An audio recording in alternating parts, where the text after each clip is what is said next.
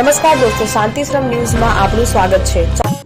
આકરી કસોટી વિધાનસભા ચૂંટણી પૂર્વે સેમીફાઇનલ જેવી સ્થાનિક સ્વરાજ્યની ચૂંટણીમાં રાજકીય પક્ષોની પ્રતિષ્ઠા દાવ પર। બનાસકાંઠા અને વાવથરાદ જિલ્લામાં ચૂંટણી ચિત્ર સ્પષ્ટ, ત્રિપાખીયો જંગ જામશે।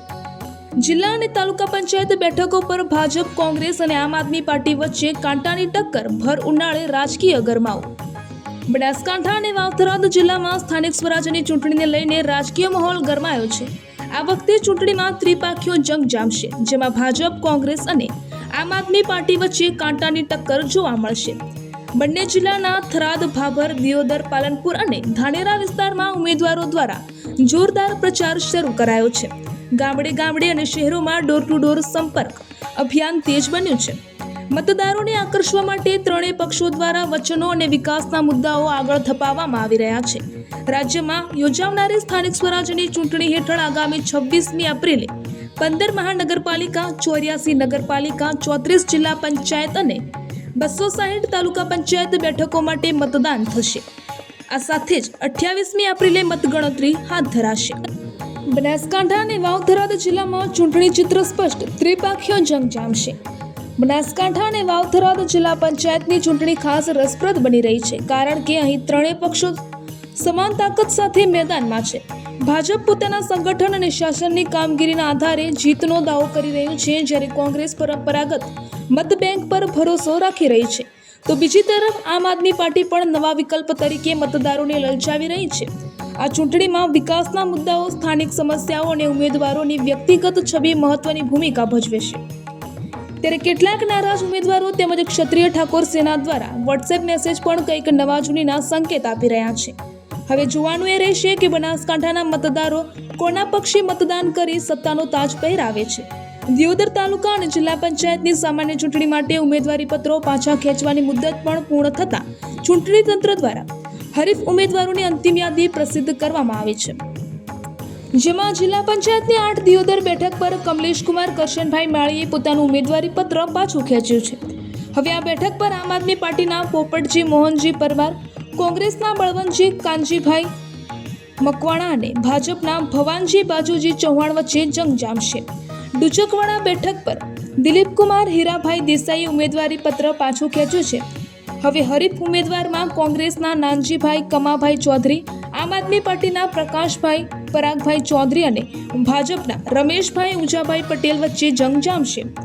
કોતરવાડા બેઠક પર ભાજપના જમનાબેન અભયસિંહ ચૌહાણ અને કોંગ્રેસના રાયબેન લાલજી ચૌહાણ વચ્ચે સીધો મુકાબલો છે, જ્યારે રૈયા જિલ્લા પંચાયત સીટ ઉપર કોંગ્રેસના ગીતાબેન નરસિંહભાઈ રબારી છે, જ્યારે ભાજપના જગદીશભાઈ ભીખાભાઈ ચૌધરી તેમજ આમ આદમી પાર્ટીના તેજાભાઈ કરશનભાઈ ચૌધરી વચ્ચે મુકાબલો થઈ રહ્યો છે, જ્યારે રાટેલા જિલ્લા પંચાયત સીટ ઉપર ભાજપના ઉત્તમસિંહ ભીખજી વાઘેલા અને કોંગ્રેસના સિદ્ધરાજસિંહ માધુસિંહ ચૌહાણ વચ્ચે મુકાબલો થઈ રહ્યો છે। દિયોદર તાલુકા પંચાયત બેઠકોની વિગતો જોઈએ તો દિયોદર 1 બેઠક પર ભાજપના ચંદાબેન કિશોરભાઈ પરમાર અને કોંગ્રેસના લક્ષ્મીબેન રમેશભાઈ દેસાઈ, જ્યારે દિયોદર 2 બેઠક પર ભાજપના ચેતનાબેન સામાભાઈ દેસાઈ અને કોંગ્રેસના વિમળાબેન સુરેશભાઈ ભાટી, તેમજ ધનકવાડા બેઠક પર કોંગ્રેસના વિમળાબેન બાબુજી પેપરાણિયા અને ભાજપના વિમુબેન હરેશકુમાર ચૌધરી, ડુચકવાડા બેઠક પર ભાજપના નાજુબેન રામાભાઈ પરમાર અને કોંગ્રેસના સીતાબેન દેવસીભાઈ પરમાર, ફુરણા બેઠક પર ભાજપના ઊંઝાભાઈ શિવાભાઈ પટેલ અને કોંગ્રેસના દિનેશભાઈ ભગવાનભાઈ પટેલ, ઝાડા બેઠક પર કોંગ્રેસના કિંજલબેન નાગજીભાઈ ઠાકોર અને ભાજપના નુરીબેન પોપટભાઈ ઠાકોર, જલોઠા બેઠક પર ભાજપના તરસંગજી મફાજી ઠાકોરનો મુકાબલો કોંગ્રેસના પૂર્વ ધારાસભ્યના પુત્ર નારણભાઈ શિવાભાઈ ભુરિયા સાથે થઈ રહ્યો છે। કોટડા દિયોદર બેઠક પર ભાજપના આયુષીબેન અલ્કેશભાઈ જોશી, કોંગ્રેસના સવિતાબેન વિનોદભાઈ ઠાકોર અને અપક્ષ ઉમેદવાર જેબરબેન વાઘાભાઈ ગુજ્જર વચ્ચે ત્રિપાખીયો જંગ જામશે। લુંદ્રા બેઠક પર કોંગ્રેસના જવતીબેન પથોજી મકવાણા અને ભાજપના હેતલબેન શોભાજી મકવાણા, રૈયા બેઠક પર ભાજપના ભનુબેન સોમાજી ઠાકોર અને કોંગ્રેસના શારદાબેન રઘુભાઈ પટેલ, સોની સીટ ઉપર ભાજપના સંજયકુમાર ઈશ્વરભાઈ ચૌધરી, જ્યારે કોંગ્રેસના બાબુભાઈ દેવસીભાઈ ભુંજોર અને આમ આદમી પાર્ટીના ઈશ્વરભાઈ ચેલાભાઈ ચૌધરી, સુરાણા સીટ ઉપર ભાજપના ભરતભાઈ હેમજીભાઈ જોશી અને કોંગ્રેસના દાનસુંગભાઈ કાળુભાઈ જોશી વચ્ચે મુકાબલો થશે. બખા સીટ ઉપર ભાજપના ઈશ્વરભાઈ સૌસીભાઈ પરમાર સામે કોંગ્રેસના મગનભાઈ પીરાભાઈ પરમાર વચ્ચે ચૂંટણી જંગ જામશે. ભેસાણા ચૂંટણી જંગમાં કોંગ્રેસના ઉમેદવાર ગીતાબેન સંજયભાઈ ચૌધરી જ્યારે ભાજપમાં ગોમતીબેન રઘાભાઈ પટેલ. ચીભડા સીટ ઉપર ભાજપના કલાવતીબેન સવજીભાઈ ગેલોતર અને કોંગ્રેસના પાનબેન વેલાજી ચાવડા વચ્ચે મુકાબલો છે. ગુલવી સીટ ઉપર ભાજપના અરવિંદભાઈ વિહાભાઈ વાગડિયા જ્યારે કોંગ્રેસના સુખાભાઈ ચંદાભાઈ વાગડિયા છે. કોતરવાડા સીટ ઉપર ભાજપના સીમાબેન કનુભાઈ ઠાકોરનો મુકાબલો કોંગ્રેસના સુબાજી છગનજી ચૌહાણ વચ્ચે થઈ રહ્યો છે. જ્યારે વડિયા સીટ ઉપર કોંગ્રેસના અલ્પેશકુમાર રમેશજી માળીની સામે ભાજપના તારાભાઈ રામાભાઈ માળી વચ્ચે જંગ જામશે. રટીલા સીટ ઉપર કોંગ્રેસના ભલાભાઈ હીરાભાઈ ડાભી અને ભાજપના શક્તિદાન મુળજી વચ્ચે મુકાબલો થશે.